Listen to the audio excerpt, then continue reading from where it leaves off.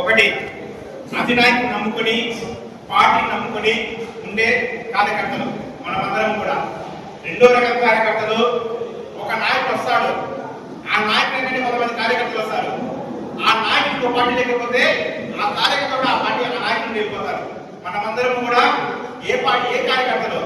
మొదటి రకం కార్యకర్తలు పవన్ కళ్యాణ్ గారి ఆశయం కోసం, పవన్ కళ్యాణ్ గారి అడుగులు అడుగువేస్తూ, పవన్ కళ్యాణ్ గారి ఆశయమే మన ధ్యేయంగా, జనసేన పార్టీ సిద్ధాంతాలు మనం ముఖ్యంగా మనం పనిచేస్తుంది. మనలాంటి కార్యకర్తలే జనసేన పార్టీకి ముఖ్యమంత్రి తెలియజేస్తూ 2014 జనసేన పార్టీ పెట్టినప్పటి నుండి 2024 జనసేన పార్టీ అధికారంలో వచ్చే వరకు మొదటగా మేము చూసింది కష్టాలు నష్టాలు. పవన్ కళ్యాణ్ గారి యొక్క ఆశయ సాధన కోసం, జనసేన పార్టీ యొక్క అభివృద్ధి కోసం మేము పడింది ఫస్ట్ కష్టము నష్టమే.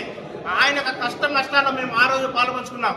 2019 ఎలక్షన్లో ఒక వ్యక్తి మా జనసేన పార్టీ తరఫున కంటెస్ట్ చేసి ఒక వారంలోనే పార్టీ వెళ్ళిపోతే పుంగనూరు నియోజకంలో జనసేన పార్టీ తరఫున పవన్ కళ్యాణ్ గారిని అభినందించే ఒకే ఒక్క కార్యకర్త కూడా వెళ్ళలేకపోయాడు.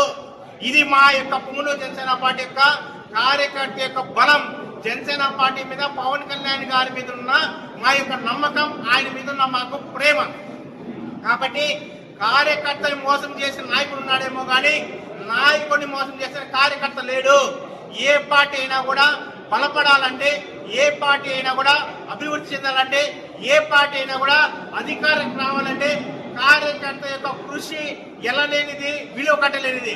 మీరు ఎక్కడైనా, మన భారతదేశంలోనే కాదు ప్రపంచంలో ఎక్కడైనా తీసుకోండి, ఏ పార్టీకైనా కూడా కార్యకర్తలు ఎవరైతే స్ట్రాంగ్ గా ఉంటారో, ఎవరైతే నిస్వార్థంగా పనిచేస్తారో ఆ పార్టీ బలంగా ఉంటుంది.